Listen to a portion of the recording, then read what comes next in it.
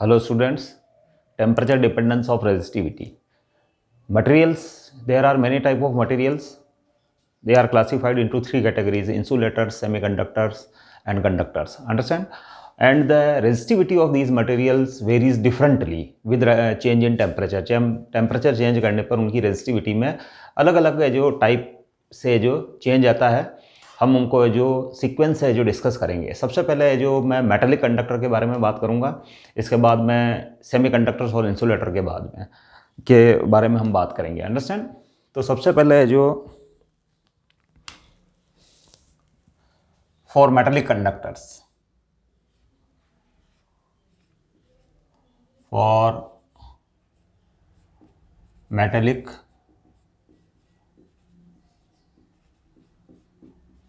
Conductors, metallic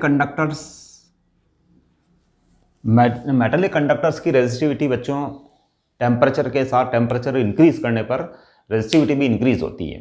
understand?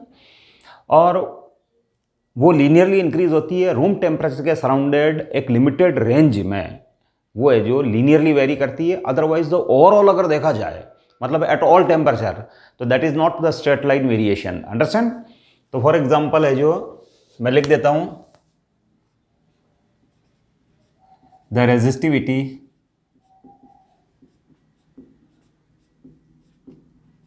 Of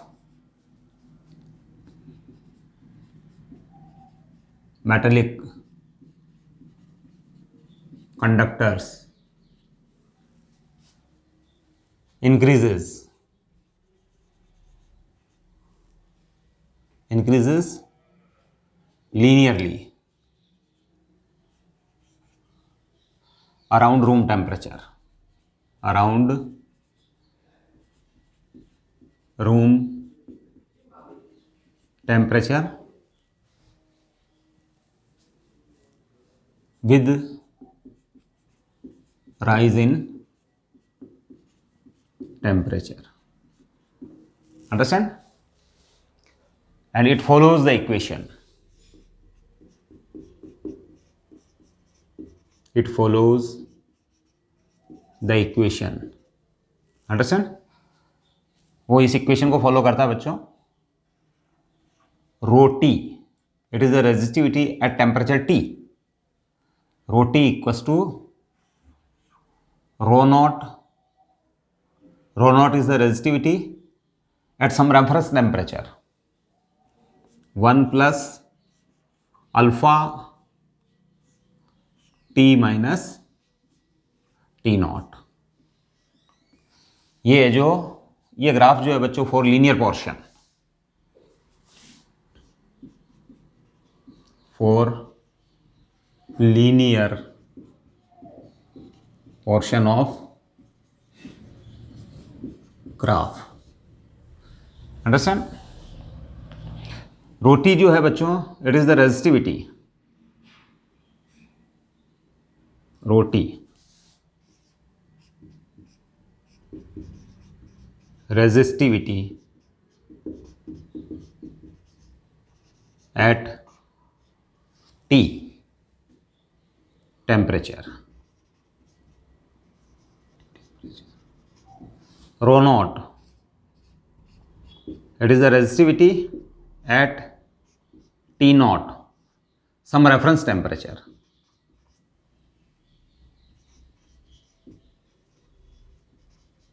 Some reference temperature. And alpha is the temperature coefficient of resistivity. Temperature coefficient of resistivity. Understand? अगर इसका graph बनाया जाए बच्चों, resistivity का temperature के साथ वेरिएशन का अगर ग्राफ बनाया जाए, ठीक है ना, तो वो ग्राफ आपको इस तरीके से मिलता है। It look like according to this figure. Understand? जैसे फॉर एग्जांपल मैं कॉपर के लिए जो ग्राफ प्लॉट करने जा रहा हूं, कॉपर, तो इधर रेजिस्टिविटी चलेगी, रेजिस्टिविटी रेजिस्टिविटी, और एक्स एक्सिस पर हम लेंगे temperature. Understand?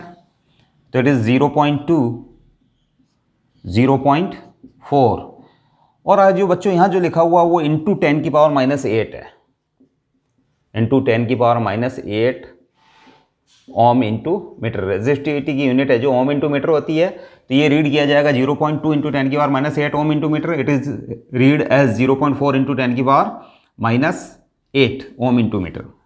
Understand? It is 50 kelvin, 100 kelvin, 150 kelvin, so on 200 kelvin. Temperature in kelvin, n kelvin, correct? तो बच्चों इसका ग्राफ कुछ इस टाइप से आता है।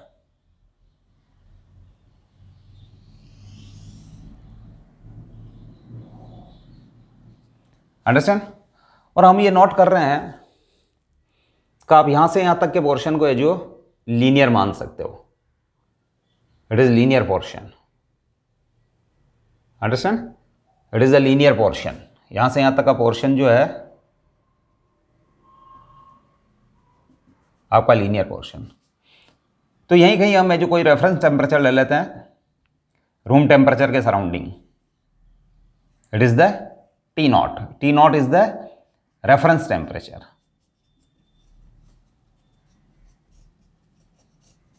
Reference temperature.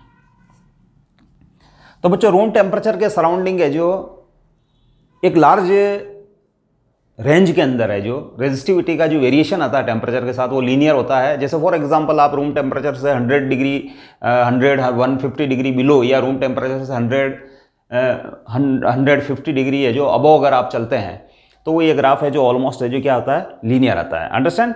लेकिन हम लोअर टेम्परेचर पर देख रहे हैं बच्चों resistivity increases with higher powers of temperature at lower temperature.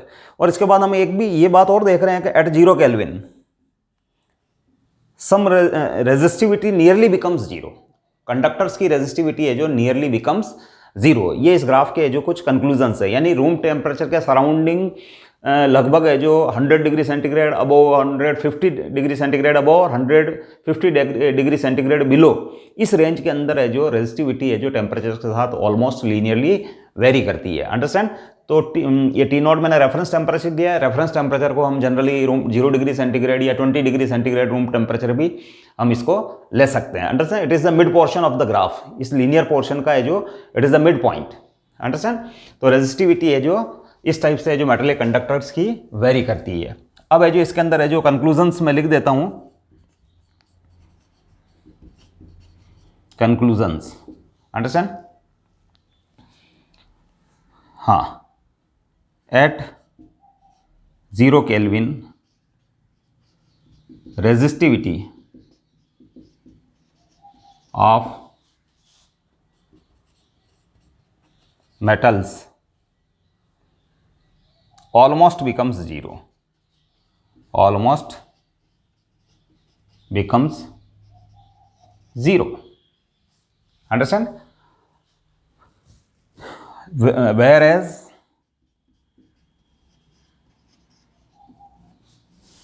for alloys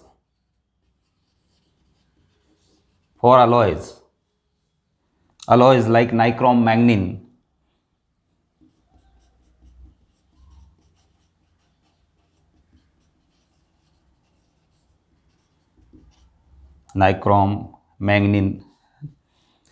है ना, some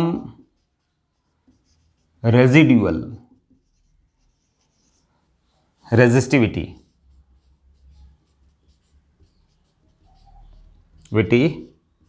remains.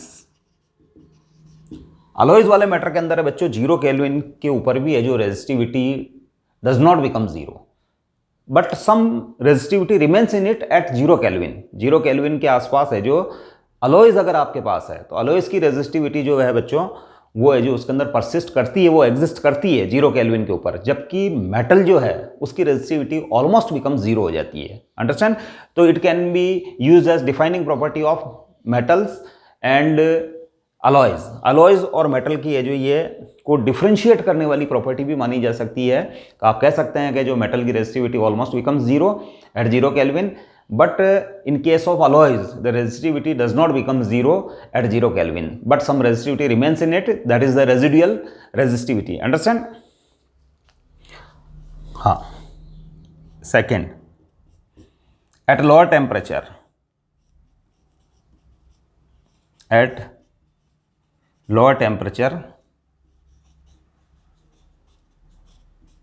resistivity of resistivity of metals varies मतलब increases as higher powers of temperature T. Understand? मतलब आप है जो इस लीनियर पोर्शन से बिलो अगर आप टेम्परेचर को कम करते हैं, अंडरस्टैंड, या आप 0 केल्विन से अबव चलते हैं रेफरेंस टेम्परेचर की ओर, अंडरस्टैंड, तो रेजिस्टिविटी है जो बच्चों वो थोड़ी सी है जो उसमें शार्प वेरिएशन है, अंडरस्टैंड। लेकिन स्ट्रेट लाइन पोर्शन के अंदर है जो ये लीनियरली वेरी कर रही है। तो ये आप यूँ कह सकते हो इसको कि इट चेंजेस या it rises with rise in temperature as proportional to higher powers of temperature, understand. तो ओवरऑल है जो ग्राफ स्ट्रेट लाइन नहीं है बच्चों मेटल्स के लिए, उसका एक लिमिटेड पोर्शन रूम टेम्परेचर के अराउंड, एक लिमिटेड पोर्शन रूम टेम्परेचर आप 20 डिग्री सेंटीग्रेड मान लें, 0 डिग्री सेंटीग्रेड मान लें, वैसे 27 डिग्री सेंटीग्रेड माना जाता है, तो उसके आसपास है जो एक है जो लिमिटेड रेंज के अंदर उसका ग्राफ है जो स्ट्रेट लाइन होता है। T0 रेफरेंस टेम्परेचर है और alpha temperature coefficient of resistivity है, अंडरस्टैंड। अब बच्चों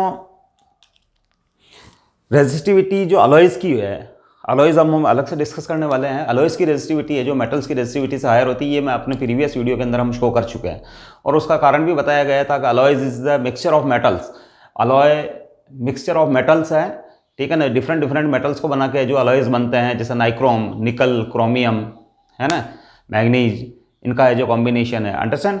तो फिर है जो बच्चों इनके जो साइजेस भी डिफरेंट होते हैं, साइजेस डिफरेंट होते हैं, तो जब इनका जो अलॉयज जो होता है उसके अंदर जो इलेक्ट्रॉन्स का जो फ्लो होता है वो इनकी साइजेस की वजह से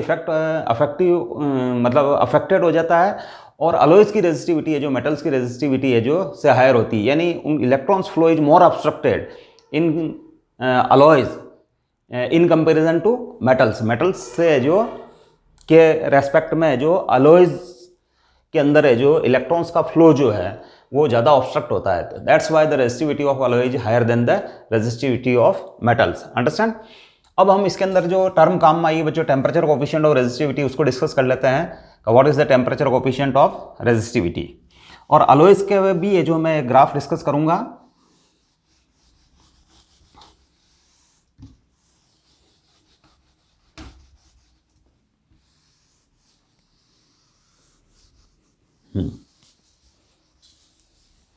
टेम्परेचर कोएफिशिएंट ऑफ रेजिस्टिविटी एक इंपॉर्टेंट टर्म है, हम उसको सबसे पहले जो यहाँ डिफाइन करेंगे, अंडरस्टैंड। तो फ्रॉम दिस इक्वेशन, इस इक्वेशन के अंदर है जो मैं कुछ चेंजेस करता हूँ, रो टी अपॉन रो नॉट कर देता हूँ और 1 को है जो मैं लेफ्ट साइड में शिफ्ट कर देता हूँ। Then we get rho T upon rho not -1 equals to alpha और टी माइनस टी नॉट। अब बच्चों इसको हम लिख सकते हैं rho T minus rho nought and T minus T nought, it is alpha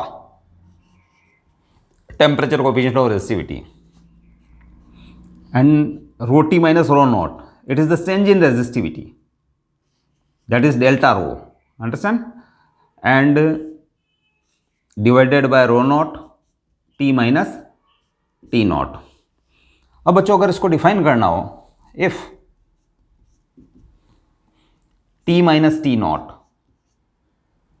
understand, is 1 Kelvin, 1 degree centigrade और 1 Kelvin, अगर है जो चेंज इन टेम्परेचर है जो 1 डिग्री सेंटीग्रेड या 1 केल्विन रखा जाए, अंडरस्टैंड, तो उस केस के अंदर है जो अल्फा,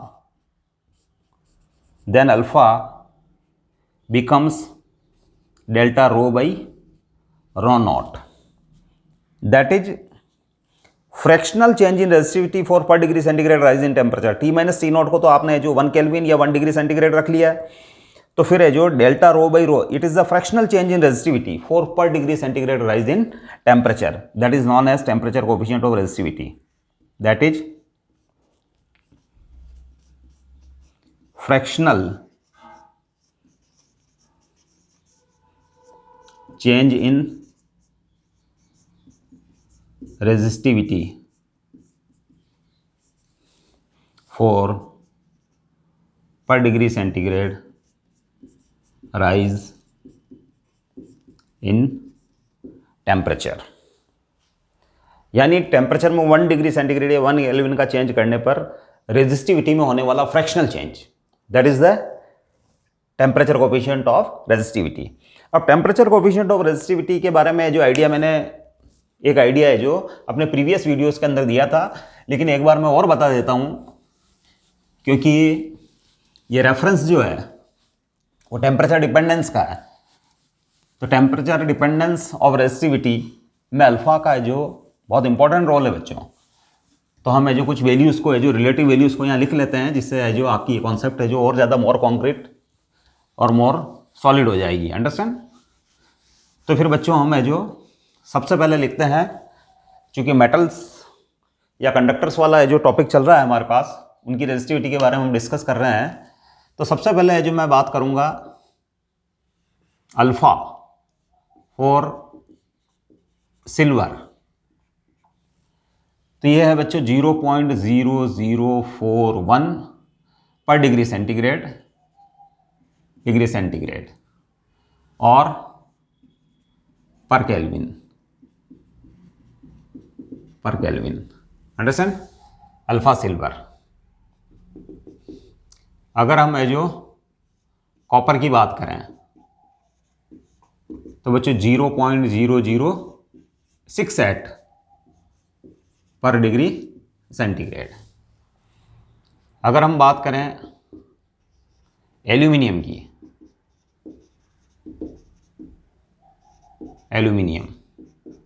तो उसके लिए टेम्परेचर कोफिशिएंट ऑफ रेजिस्टिविटी बच्चों रेजिस्टिविटी 0.0043 पर डिग्री सेंटीग्रेड है, अंडरस्टैंड.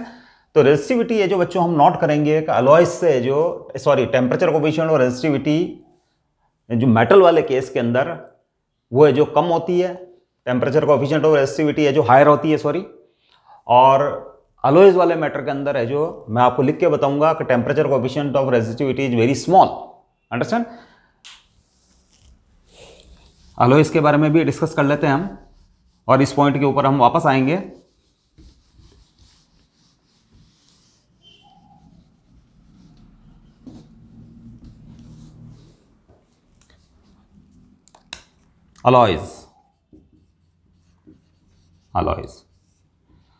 अलॉयज बच्चों है जो मेटल्स का मिक्सचर है, तो मेटल्स का कॉम्बिनेशन है, तो उसकी रेजिस्टिविटी भी जो almost increases linearly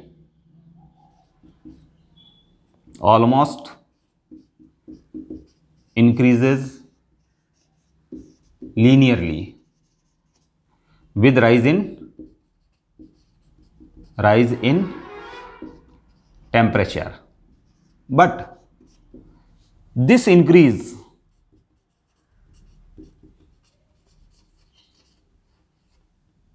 in resistivity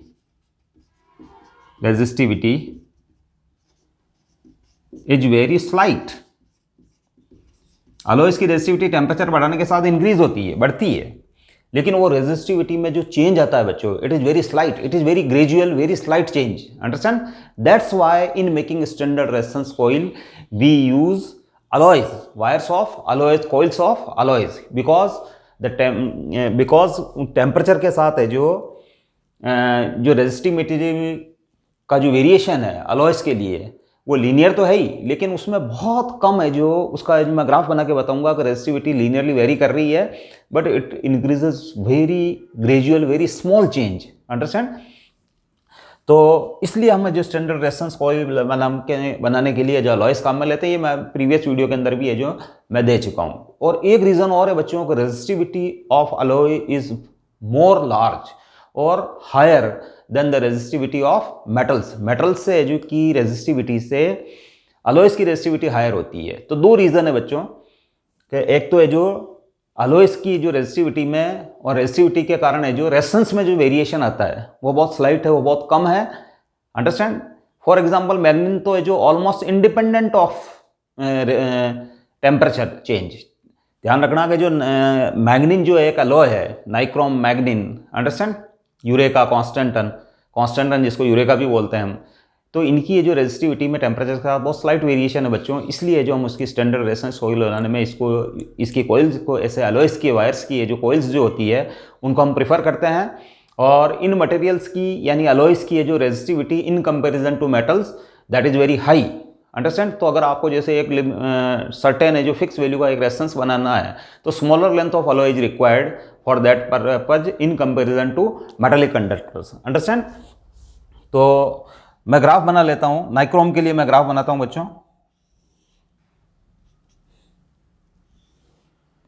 nichrome के लिए, अंडरस्टैंड, यहां रेजिस्टिविटी इंटू 10⁻⁸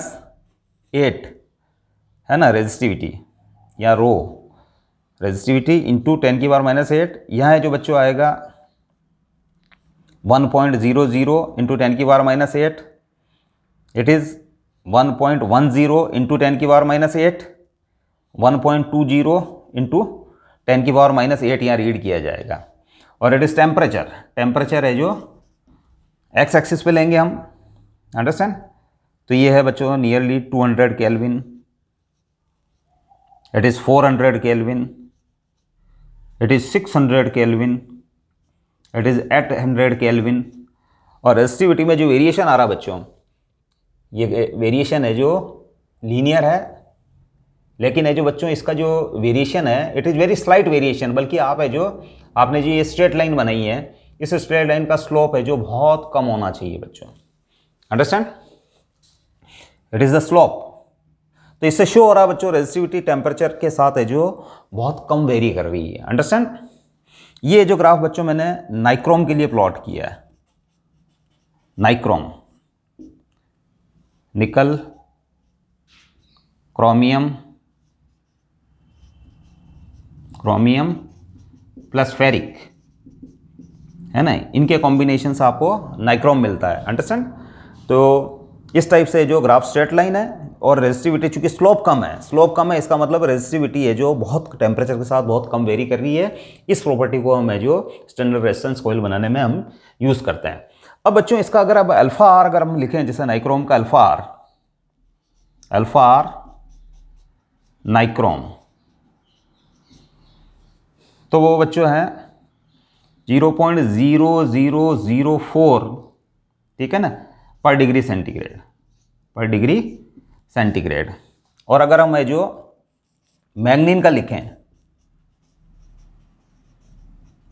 मैग्नीन तो है बच्चों 0.002 इंटू 10⁻³ डिग्री सेंटीग्रेड पर डिग्री सेंटीग्रेड। तो बच्चों अगर इसको देखा जाए तो ये तो ऑलमोस्ट है जो बहुत स्मॉलर क्वांटिटी होगी बच्चों, 0.002 इंटू 10⁻³, इसका मतलब इट इज वेरी स्मॉल। तो टेम्परेचर कोफिशिएंट और resistivity of for मैग्नीन is very small.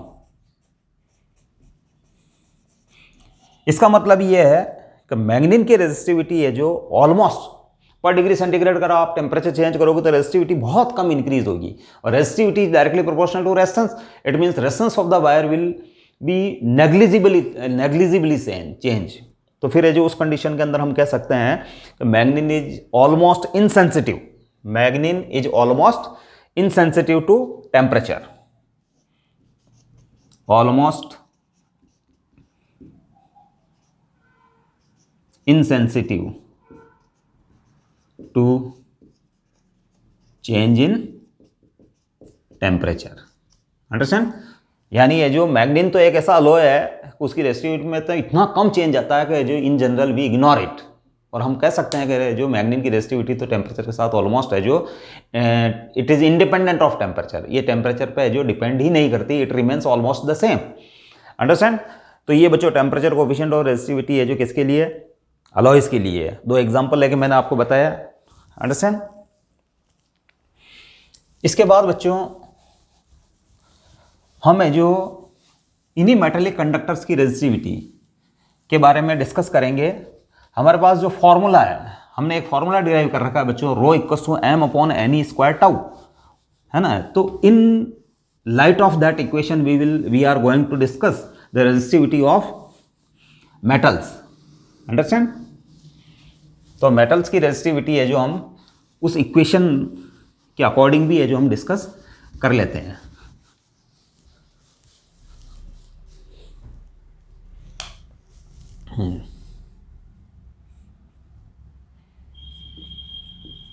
In light of equation rho equals to small m upon n e square tau, n e square tau। Understand? हमको पता है m small m mass of electron, it is constant, E charge on electron, that is 1.6 into 10 power minus 19 coulomb, small n number density of electrons, small n number density of electrons, and tau is the relaxation time, it is the average time between two successive collision, it is considered as average time between two successive collision। तो from above equation rho is inversely proportional to n and rho is inversely proportional to tau। Understand? अब बच्चों temperature अगर increase करते हो, अगर temperature को आप raise करते हो तो बच्चों स्मॉल एन में चेंज आता है, but there is no appreciable change in small n. उनकी नंबर डेंसिटी जो है वो इंक्रीज होती है, इसमें कोई डाउट नहीं, लेकिन है जो that is very small. Electrons की जो नंबर डेंसिटी टेम्परेचर बढ़ाने से जो बढ़ेगी, यानी इलेक्ट्रॉन्स वैलेंस बैंड से कंडक्शन बैंड के अंदर जाएंगे, लेकिन हमको पता है कि जो मेटल वाले केस के अंदर है जो वैलेंस बैंड और कंडक्शन बैंड वो है जो ओवरलैप कर जाते हैं। तो ओवरलैप वाले केस के अंदर है जो there is no distinction between these two bands. Band theory बच्चों इसको अगर हम इलेक्ट्रॉनिक्स के अंदर हम डिटेल से पढ़ते हैं, लेकिन अगर हम यहाँ डिस्कस करें तो वैलेंस बैंड और कंडक्शन बैंड में जो कोई गैप नहीं होता है इन केस ऑफ मेटल्स। तो इन जनरल टेम्परेचर बढ़ाने से थोड़े से जो इलेक्ट्रॉन है जो वैलेंस बैंड के जो बिलो वाले जो लेवल होते हैं वैलेंस बैंड के, वहाँ से जो वो ट्रांजिट कर जाते हैं किसमें, कंडक्शन बैंड के अपर लेवल्स के अंदर।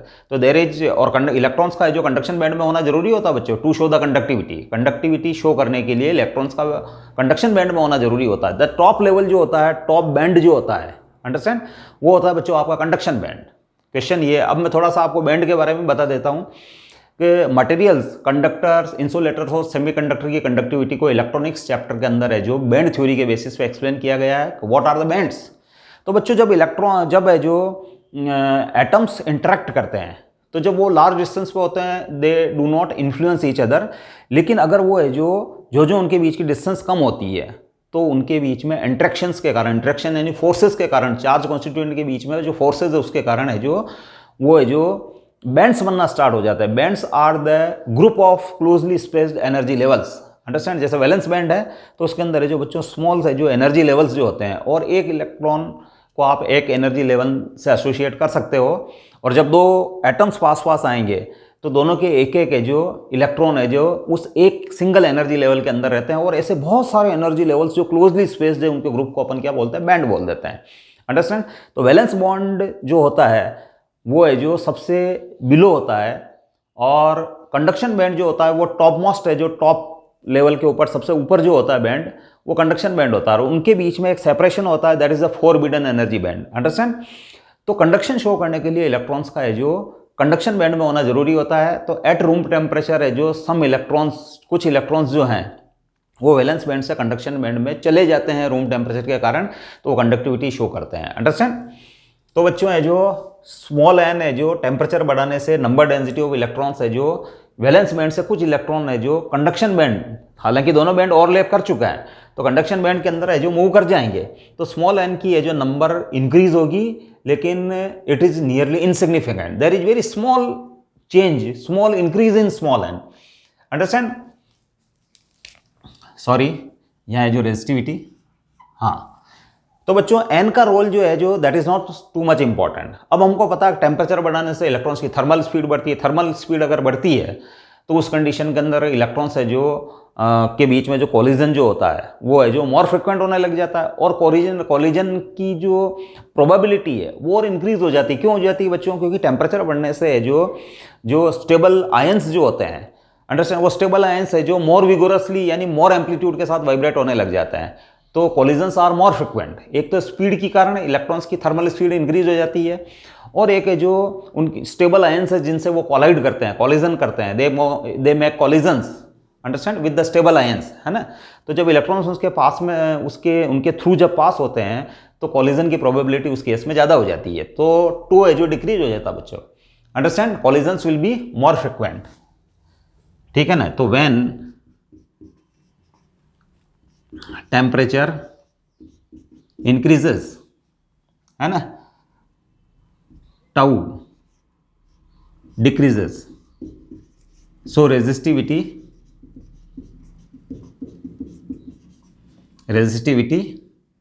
इंक्रीजेस, क्योंकि यहाँ टाउ बच्चों अपॉन में है, तो टाउ अगर कम हो जाएगा तो रेजिस्टिविटी इंक्रीज हो जाएगी, है ना। And there is no appreciable change in small n with rise in temperature। Temperature बढ़ाने से जो स्मॉल n की नंबर इंक्रीज होती है, लेकिन there is no appreciable change, है ना। So the effect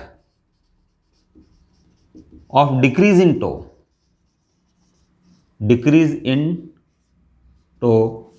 or tau is more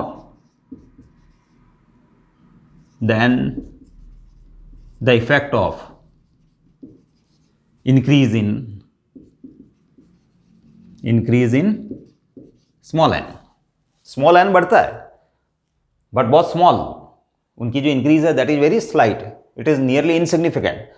तो स्मॉल एन के बढ़ने से तो बच्चों रेजिस्टिविटी में ऑलमोस्ट कोई चेंज है जो नहीं आता। वैसे स्मॉल एन बढ़ने से रेजिस्टिविटी है जो स्मॉल एन अगर बढ़ता है तो रेजिस्टिविटी डिक्रीज होती है, और है जो यहाँ टेम्परेचर बढ़ने से जो रेजिस्टिविटी है जो वो इंक्रीज हो रही है। तो बच्चों ये वाला इफेक्ट जो है वो ज़्यादा पावरफुल है, अंडरस्टैंड। तो इस केस के अंदर सो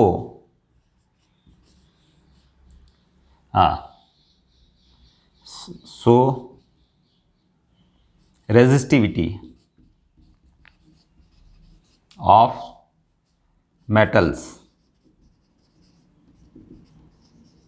increases with increase in temperature, temperature के साथ है जो इंक्रीज होती है, अंडरस्टैंड। अब बच्चों हम डिस्कस कर लेते हैं सेमीकंडक्टर्स एंड इंसुलेटर्स। तो फॉर सेमीकंडक्टर्स एंड इंसुलेटर,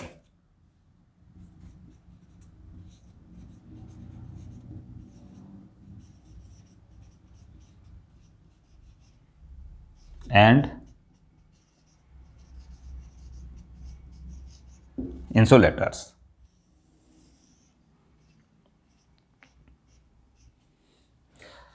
अब बच्चों फॉर सेमीकंडक्टर्स और इंसुलेटर्स टेम्परेचर अगर आप इंक्रीज करेंगे तो number density of electrons will rise certainly, और वो एक इक्वेशन को फॉलो करेगी। वो इक्वेशन डेरिवेशन तो हमारे सिलेबस में नहीं है, लेकिन हम उस इक्वेशन को जरूर लिखेंगे। The number density of electrons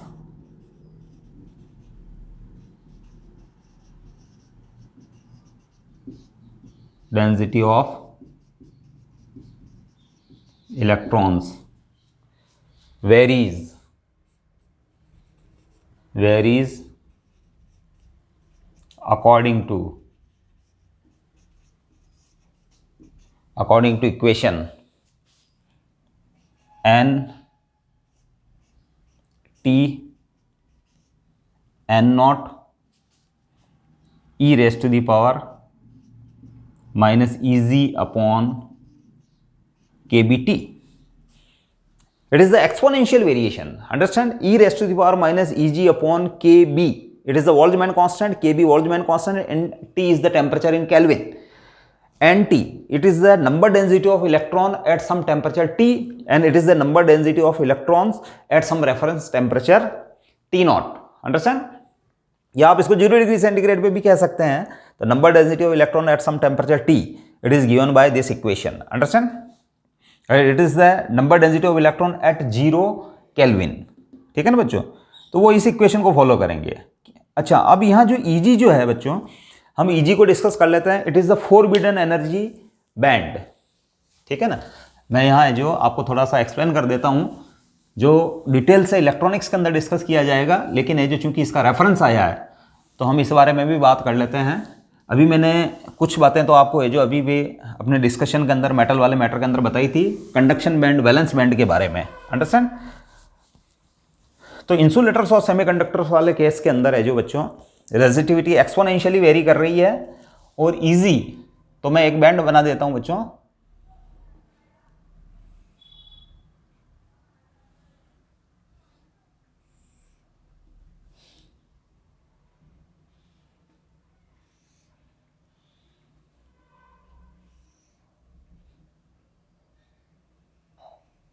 ये बच्चों एनर्जी लेवल्स,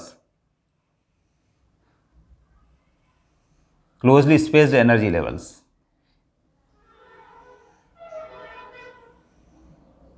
ये वैलेंस बैंड है. Understand? It is the valence band.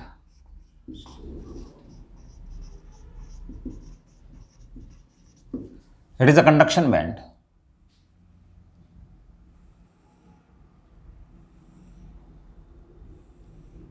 ये जो लाइंस बना रहा हूं ये बच्चों एनर्जी लेवल्स को डिनोट कर रही है.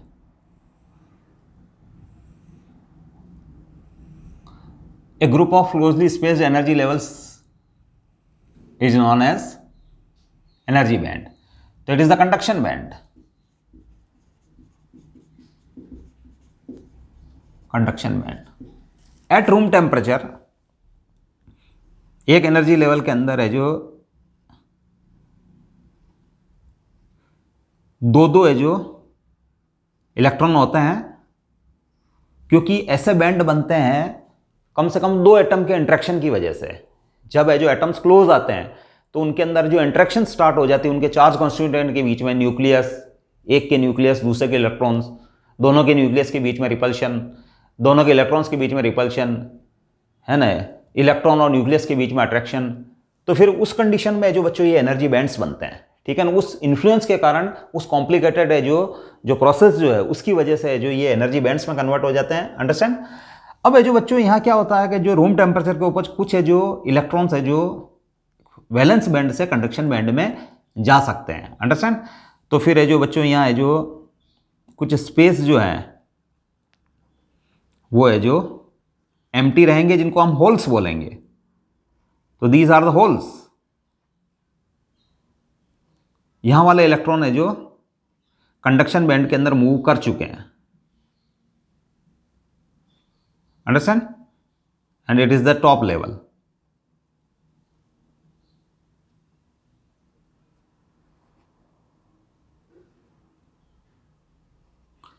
और यहां वाले इलेक्ट्रॉन्स जो एम्प्टी स्पेस है, जो होल्स हैं, ये दीज आर द होल्स, है ना बच्चों. ये सीटें वैकेंट है बच्चों. These are the vacant seats. और है जो इस फोरबिडन एनर्जी के बैंड के अंदर है जो कोई इलेक्ट्रॉन है जो आपको कभी नहीं मिलेगा. Neither electrons are found in this band. This band is known as forbidden energy band. Forbidden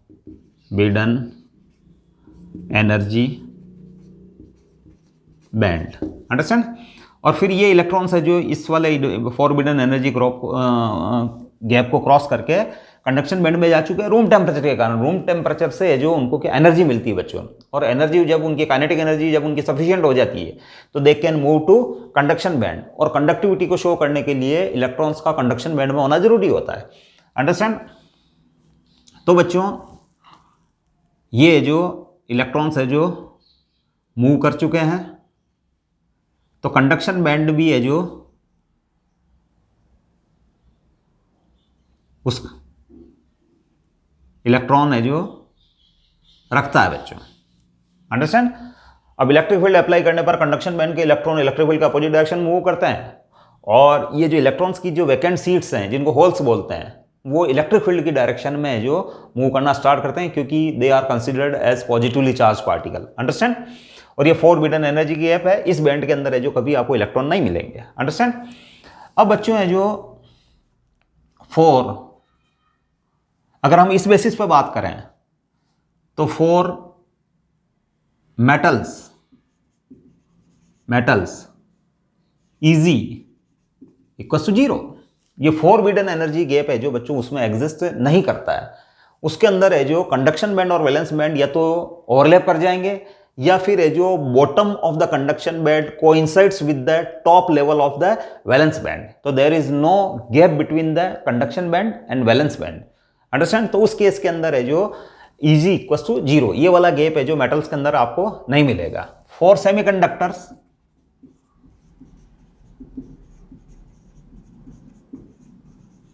Eg nearly 1 electron volt. Understand? जैसे जर्मेनियम के लिए it is 0.7 electron volt, and silicon के लिए जो it is 1.1 EV। Understand?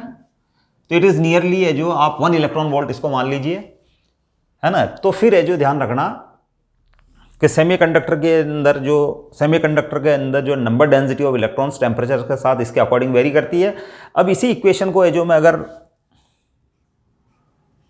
Modify करूं तो N T बच्चों ये मल्टीपल नहीं है, टी टेम्परेचर के ऊपर नंबर डेंसिटी। अंडरस्टैंड?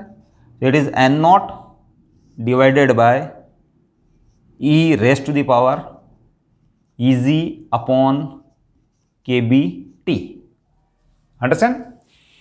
अब बच्चों जो we know that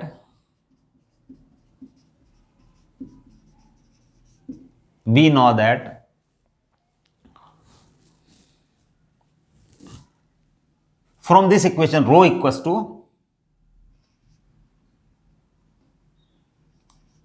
row is inversely proportional to n। ये किस इक्वेशन से है बच्चों? Rho equals to m upon NE square, tau वाली इक्वेशन से ये कंक्लूजन आ रहा है। तो फिर बच्चों है जो हम लिख सकते हैं that is small n is inversely proportional to रो।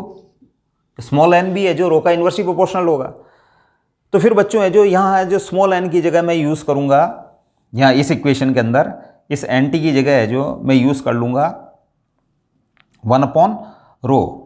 तो ये हो जाएगा बच्चों 1 अपॉन रो, NT की जगह है जो 1 अपॉन रो, और n नॉट की जगह आ जाएगा बच्चों 1 अपॉन रो नॉट, और e raised to the power Eg upon kBT। Understand? अब है जो बच्चों इसी को हम और ज़्यादा मॉडिफाइड कर दें तो दिस इक्वेशन विल बिकम, इसको इन्वर्ट कर दें हम तो rho equals to rho not e raised to the power Eg upon kBT। Understand? अब बच्चों यहाँ है जो हमने क्या किया कि n is inversely proportional to rho होता है, तो फिर हमने जो इन इक्वेशंस को इस इक्वेशन को कन्वर्ट कर दिया, हमने इस फॉर्म के अंदर कन्वर्ट कर दिया। अंडरस्टैंड? और इस फॉर्म में कन्वर्ट करने के बाद हमने इसको यहाँ लिख लिया है। अब रेजिस्टिविटी हम है जो ऑब्वियसली नोटिस कर रहे हैं कि चूंकि टेम्परेचर है जो यहाँ रेस टू दी पावर के अंदर अपॉन में टेम्परेचर है बच्चों, तो अगर आप टेम्परेचर इंक्रीज करेंगे तो एक्सपोनेंट विल डिक्रीज। ये जो पूरा जो फैक्टर जो है ये डिक्रीज हो जाएगा बच्चों, क्योंकि ये जो टेम्परेचर यहाँ है जो पावर के अंदर अपॉन में आ रहा है, टेम्परेचर इंक्रीज होगा तो इसकी पावर है जो डिक्रीज हो जाएगी, पावर डिक्रीज हो जाएगी बच्चों, तो फिर जो e raise to the power ये पूरा फैक्टर डिक्रीज हो जाएगा, तो resistivity will decrease with rise in temperature and it varies exponentially in, ये जो एक्सपोनेंशियली वेरी करती है। अंडरस्टैंड? और मैंने बताया सेमीकंडक्टर्स के लिए जो फॉरबिडन एनर्जी बैंड है जो 1 इलेक्ट्रॉन वोल्ट की कैटेगरी का है, of the order of 1 electron volt. Understand. अगर हम इंसुलेटर्स के बारे में बात करेंगे तो ईजी है जो नियरली और ग्रेटर देन 3 इलेक्ट्रॉन वोल्ट, वो 3 इलेक्ट्रॉन वोल्ट की कैटेगरी का होता है। तो अगर हम रूम टेम्परेचर के ऊपर बात करें सेमीकंडक्टर्स और इंसुलेटर की, तो चूंकि ये जो इंसुलेटर के मैटर के अंदर forbidden energy band 3 electron volt या 3 इलेक्ट्रॉन वोल्ट से मोर होता है, जबकि सेमीकंडक्टर्स के लिए easy forbidden energy band nearly 1 electron volt होता है। तो eight room temperature resistivity of alloys is higher than the resistivity of semiconductors and it is greater than generally 10 की power 3 ohm into metre. alloys की है जो insulators की जो resistivity है वो बच्चों है जो 10 की पावर 6, 7, 10 की पावर 8 है ना, 10 की पावर 9, तो ये है जो वेरी करती है 10 की पावर 20, 22 तक। अंडरस्टैंड। तो रूम टेम्परेचर के ऊपर है जो अगर आपको कोई क्वेश्चन कर ले कि इंसुलेटर्स की रेजिस्टिविटी हायर है किसकी, सेमीकंडक्टर की रेजिस्टिविटी, तो उसका रीज़न है बच्चों फॉरबिडन एनर्जी बैंड जो है, अंडरस्टैंड, वो है जो हायर है किस केस में, अलॉयज वाले केस इंसुलेटर वाले केस में। इसी वजह से जो उसकी रेजिस्टिविटी हायर होती है उसके अकॉर्डिंग अगर कैलकुलेट किया जाए तो। अंडरस्टैंड। अब हम इंसुलेटर्स के बारे में, चूंकि हमने सेमीकंडक्टर के बारे में तो बात कर ली है, तो हम इंसुलेटर के बारे में बात करें।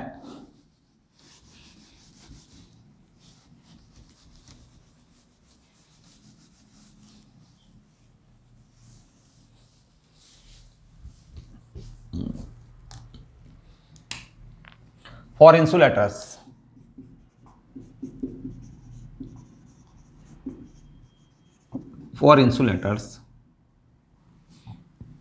Eg is greater than equals to 3 electron volt. Understand? So resistivity of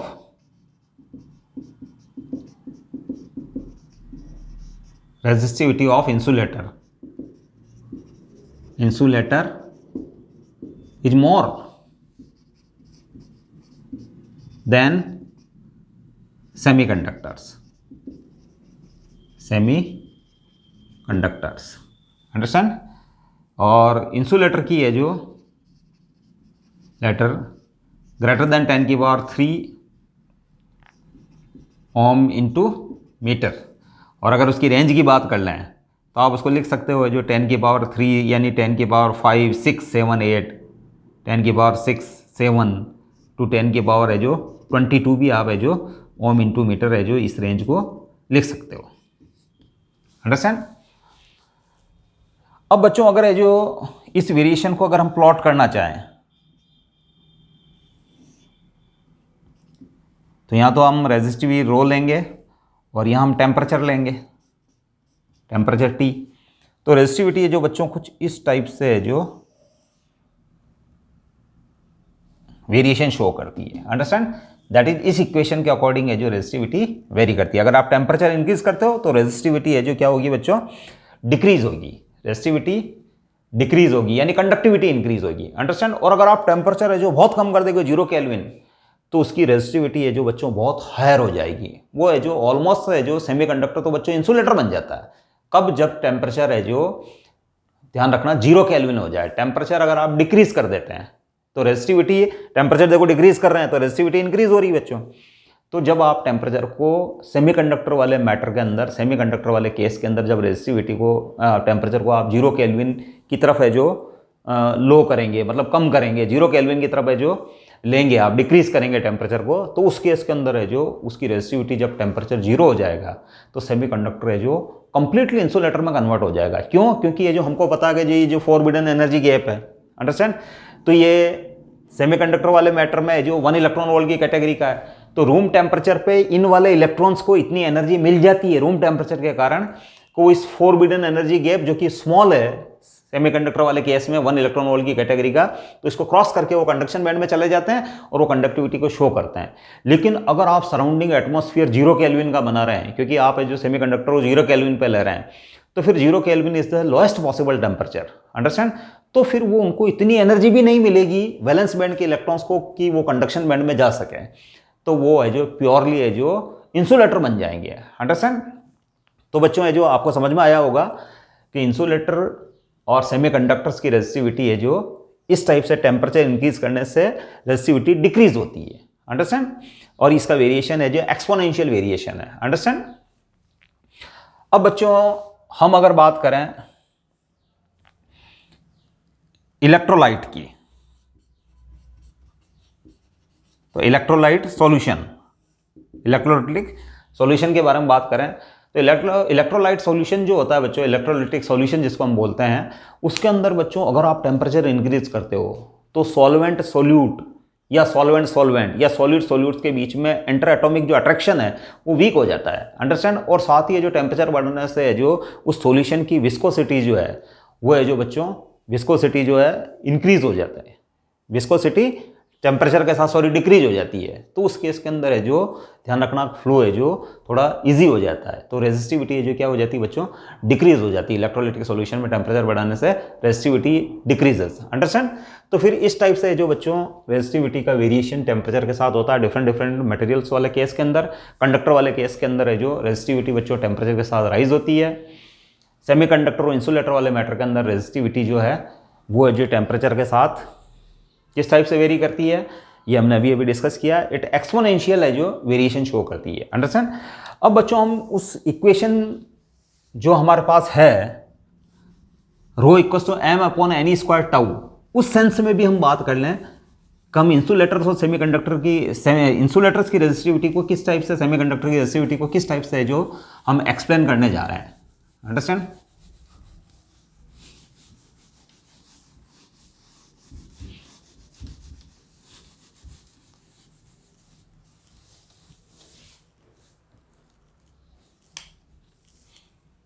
semiconductor insulator वाला ही मैटर चल रहा है। In light of equation rho equals to M upon any square tau, understand. Rho is inversely proportional to n and rho is also inversely proportional to tau. अब देखो बच्चों four semiconductors, मैं केवल semiconductor की separate हम discuss करेंगे semiconductors के लिए, इंसुलेटर्स के लिए। तो सेमीकंडक्टर के अंदर है जो बच्चों when temperature increases, understand, small n increases, small n increase होता है बच्चों, understand.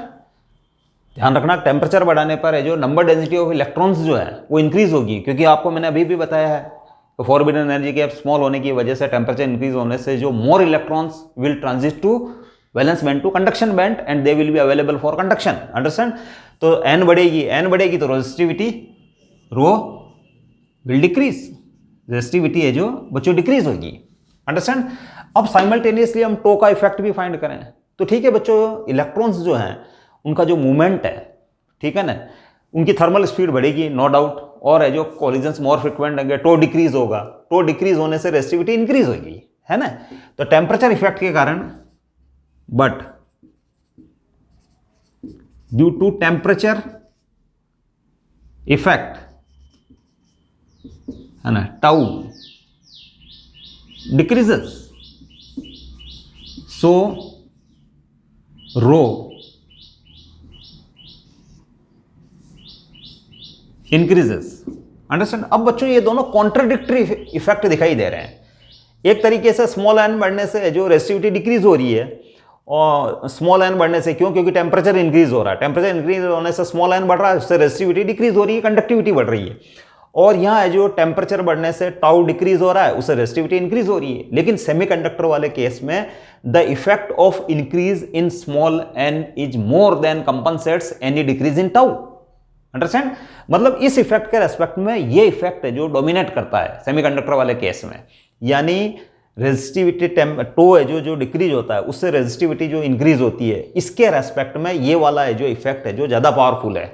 We have to contradictory है जो इफेक्ट्स टेम्परेचर के साथ है जो दो तरीके के जो कॉन्ट्राडिक्टरी इफेक्ट आ रहे हैं। एक के कारण है जो नंबर डेंसिटी बन रही है उससे रेजिस्टिविटी बढ़ रही है उससे रेजिस्टिविटी डिक्रीज हो रही है। दूसरे कारण है जो टेम्परेचर बढ़ने से टो डिक्रीज हो रहा है, उससे रेजिस्टिविटी इंक्रीज हो रही है। अब इन दोनों में से कौन सा फैक्टर ज़्यादा इफेक्टिव है?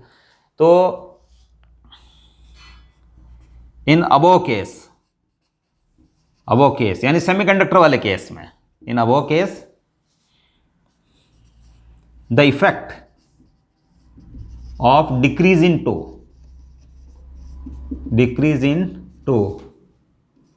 is more than effect of increase in small n. Understand?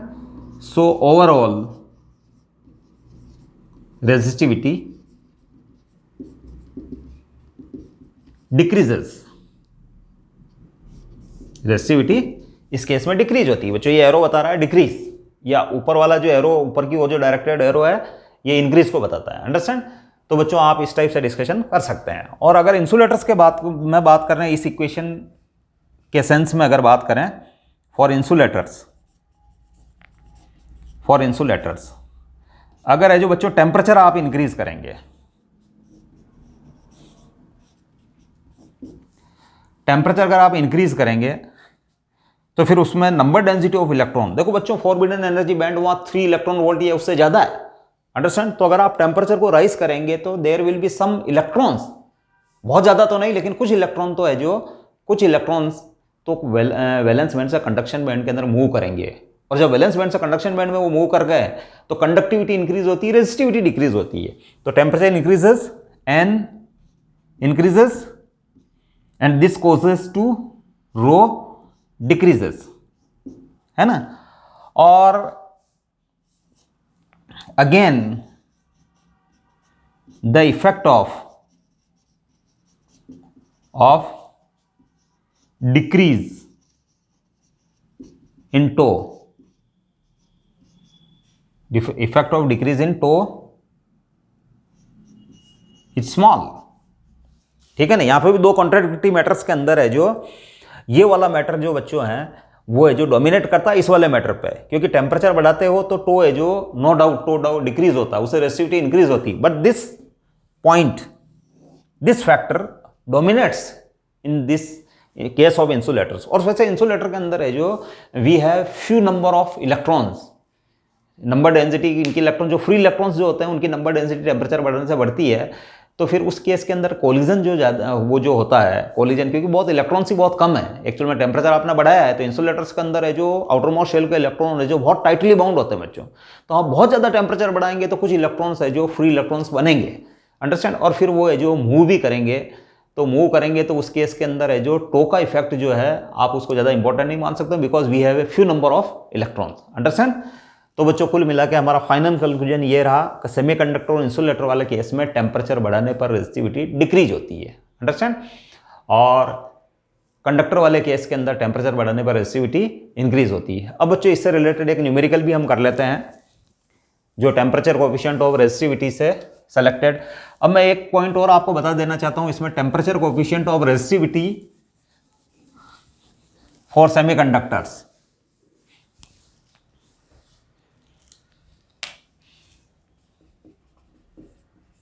For semiconductors, जैसे अल्फा किसका, कार्बन का temperature coefficient of resistivity alpha carbon के लिए, तो बच्चों ये है -0.005 पर डिग्री सेंटीग्रेड। इसका टेम्परेचर कोएफिशिएंट और रेजिस्टिविटी नेगेटिव है बच्चों। इसका मतलब अगर 1 डिग्री सेंटीग्रेड टेम्परेचर राइज करोगे आप तो उनकी रेजिस्टिविटी विल डिक्रीज। ये नेगेटिव टेम्परेचर कोएफिशिएंट और रेजिस्टिविटी बताता है टेम्परेचर इंक्रीज करने पर उसकी रेजिस्टिविटी डिक्रीज हो जाएगी, यानी कंडक्टिविटी इंक्रीज हो जाएगी। Understand? Alpha for germanium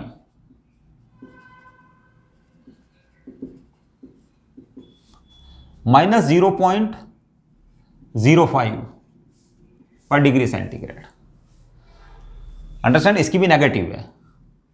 alpha for silicon -0.07 पर डिग्री सेंटीग्रेड।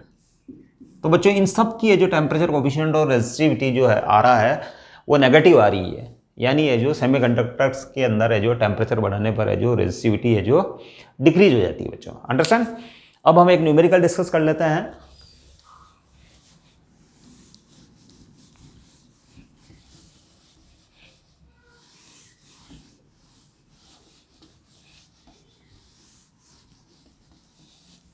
हमारे पास बच्चों एक हीटिंग एलिमेंट है, nichrome heating element,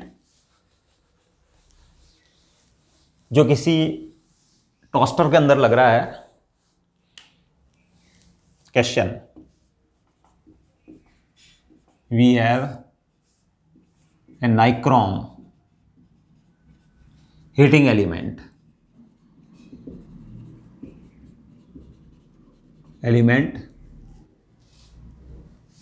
and when potential difference of 220 volt is applied across it, a 2.2 ampere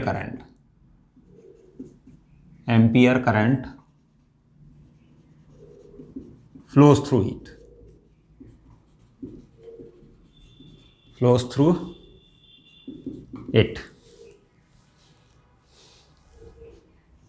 After a few seconds,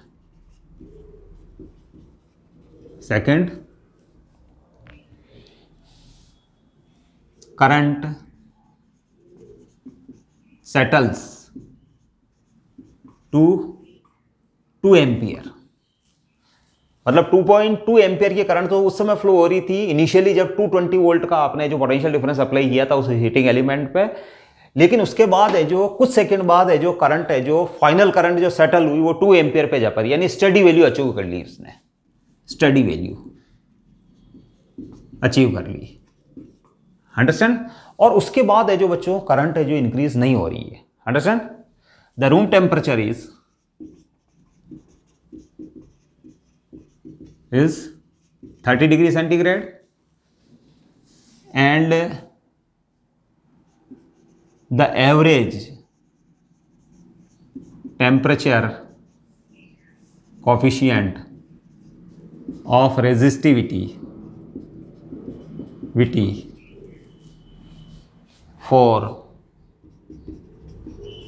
given temperature range is 1.7 into 10 की power -4 per degree centigrade. Find the steady temperature. आपको study temperature है जो कब, जब current 2 ampere है जो settle हो गई है तब है जो आप है जो उसका टेम्परेचर फाइंड करें उस हीटिंग एलिमेंट का। तो बच्चों इस क्वेश्चन में एक थोड़ी सी कॉन्सेप्ट इन्वॉल्व है। स्टार्टिंग में क्या होता है बच्चों का, आपका जो हीटिंग एलिमेंट है वो रूम टेम्परेचर पे होता है। अंडरस्टैंड। जब आप पोटेंशियल डिफरेंस अप्लाई करते हो 220 वोल्ट तो उसके अंदर है जो करंट है जो फ्लो होती है और वो करंट यहाँ 2.2 एम्पियर दे रखी है और अप्लाइड पोटेंशियल डिफरेंस 220 वोल्ट है। अब बच्चों जब करंट फ्लो होती है तो हमको पता है जो joule heating H = I²R। Understand. पर सेकंड जो हीट डेवलप होती है वो I² × R है। तो उस हीट जनरेशन के कारण उस हीटिंग एलिमेंट का टेम्परेचर बढ़ता है। और टेम्परेचर जब बढ़ता है क्योंकि हीट है जो प्रोडक्शन हो रहा है तो हीट के वजह से, हीटिंग इफेक्ट की वजह से उसका टेम्परेचर बढ़ता है और टेम्परेचर बढ़ने से रेजिस्टेंस बढ़ता है। तो रेजिस्टेंस बढ़ता है तो फिर बच्चों है जो करंट की वैल्यू है जो डिक्रीज होने लगती है। अंडरस्टैंड। तो स्टार्टिंग में जो हीट डेवलपमेंट जो हो रहा है H = I²R, वो हीट मोर, ठीक है ना, वो हीट है जो ज़्यादा होती है तो टेम्परेचर बढ़ता जाता है एक्चुअल में। अंडरस्टैंड। और वो हीट रेडिएट होती है एटमॉस्फेयर को। अंडरस्टैंड। तो रेडिएशन ज़्यादा हो रहा है और एटमॉस्फेयर से है जो वो हीट का जो ट्रांजेक्शन है। अंडरस्टैंड। हीट बच्चों है जो एलिमेंट देगा भी और लेगा भी, लेकिन वो स्टार्टिंग में इनिशियली ज़्यादा हीट दे रहा है एटमॉस्फेयर को और एटमॉस्फेयर से हीट कम ले रहा है, तो ये बैलेंस्ड स्टेट नहीं है। अंडरस्टैंड। फिर है जो बच्चों जो है जो उसका टेम्परेचर बढ़ता जाता है, फिर एक ऐसी स्टेट आ जाती है कि जितनी हीट वो है जो जनरेट करता है उतनी की उतनी हीट है जो वो रेडिएट कर देता है। अंडरस्टैंड। स्टार्टिंग में क्या हो रहा था, हीट है जो जनरेट ज़्यादा हो रही थी और रेडिएट कम हो रही थी। अंडरस्टैंड। लेकिन बाद में क्या हो जाता है कि जितनी हीट वो डेवलप होती है उतनी की उतनी हीट है जो एटमॉस्फेयर, सराउंडिंग एटमॉस्फेयर को रेडिएट हो जाती है। तो उस केस के अंदर उस हीटिंग एलिमेंट का टेम्परेचर जो इंक्रीज होना बंद हो जाता है बच्चों, ठीक है ना, दैट स्टॉप्स, और वो स्टेडी टेम्परेचर अचीव कर लेता है। अंडरस्टैंड? तो बच्चों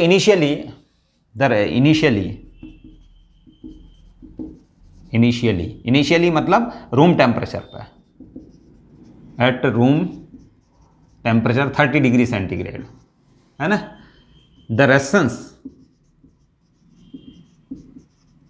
of heating element R equals to V upon I, that is 220 upon 2.2। Understand? ये हो गया बच्चों 100 ओम। अंडरस्टैंड? तो स्टार्टिंग में जो R30 यानी 30 डिग्री सेंटीग्रेड पे जो उसका रेजिस्टेंस जो है वो 100 ओम है। अंडरस्टैंड? नाउ हाँ, अब बच्चों एट T केल्विन, माना कि स्टडी टेम्परेचर उसका T केल्विन है, स्टडी टेम्परेचर। अंडरस्टैंड? यानी टेम्परेचर जो उसका फिक्स हो चुका, कांस्टेंट हो चुका, लेट वो T केल्विन है उस कंडीशन में। अंडरस्टैंड? या T डिग्री सेंटीग्रेड है, तो उस कंडीशन में R T equals to again V upon I, तो V तो फिक्स है बच्चों, लेकिन I है जो वो कह रहा है 2 एम्पेयर सेटल हो गई है, तो बच्चों ये हो जाएगा 110 ओम। अंडरस्टैंड? अब बच्चों हमारे पास जो इक्वेशन थी rho T equals to rho not 1 plus alpha और T माइनस टी नॉट, ये रेजिस्टिविटी के लिए थी। लेकिन बच्चों है जो चूंकि रेजिस्टिविटी जो है वो प्रोपोर्शनल टू रेजिस्टेंस होती है। अंडरस्टैंड? तो फिर इसी इक्वेशन को हम इस फॉर्म में भी लिख सकते हैं कि since resistivity directly proportional to R, तो इसका है जो कन्वर्जन हम इस इक्वेशन में कर सकते हैं कि R T equals to R naught 1 plus alpha T minus T naught. Understand? अब बच्चों आर टी ये जो दे रखा है 110, R naught 100, that is 1 plus alpha, और ये हो गया बच्चों T माइनस टी नॉट यानी रेफरेंस टेम्परेचर, वो रूम टेम्परेचर पे बात हो रही थी, तो इट इज 30। अंडरस्टैंड? फिर ये हो जाएगा बच्चों 110 माइनस 100 अपॉन 100 और अपॉन अल्फा। अल्फा आपके पास जो है वो दे रखा है 1.7 इंटू 10 की पावर माइनस 4। अंडरस्टैंड? और ये आ जाएगा बच्चों T माइनस 30। अब बच्चों इसको अगर हम सॉल्व करें तो बच्चों इससे हमको T मिल जाएगा, T तो 110 यानी दैट इज 10, और अगर आप यहाँ जो ये 100 है और 10 की पावर माइनस 4 है तो मल्टीप्लिकेशन में, इसलिए 10 की पावर माइनस 2 रह जाएगा, और ये जो 10 की पावर 2 ऊपर चला जाएगा, और ये 1.7 और प्लस 30। अंडरस्टैंड? तो बच्चों इसको अगर हम सॉल्व करेंगे तो 100 इंटू 10 1.7 प्लस 30, तो बच्चों यहाँ जो 1.7 है आपके पास, तो इस पॉइंट को आप उड़ा दें तो यहाँ एक और जीरो आ जाएगा। अंडरस्टैंड? 5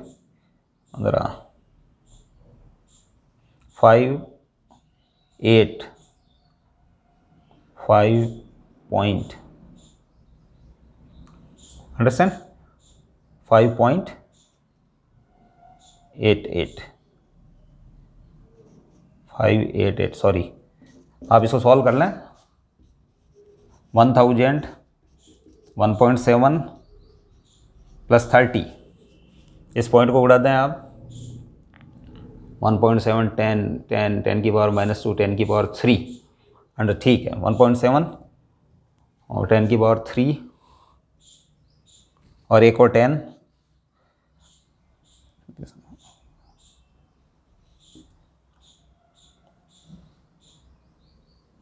8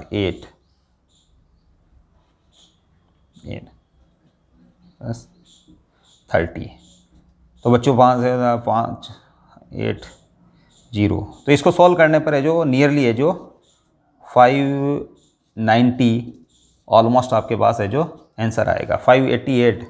तो 600 सॉरी 588 प्लस 30, तो इट इज 588 एंड 20 618 है जो डिग्री सेंटीग्रेड आपके पास आंसर आपको मिल रहा है बच्चों। ठीक है बच्चों, तो इस टाइप से ये क्वेश्चन है जो सॉल्व होगा। आपको समझ में आया होगा ये टॉपिक। अगला टॉपिक है जो हमारा जो रहेगा वो रहेगा पावर्स, जो सेल्स जो पावर देते हैं उसकी जो केमिकल एनर्जी है उसके बारे में हम अगले जो वीडियो के अंदर हम डिस्कस करेंगे। Thank you.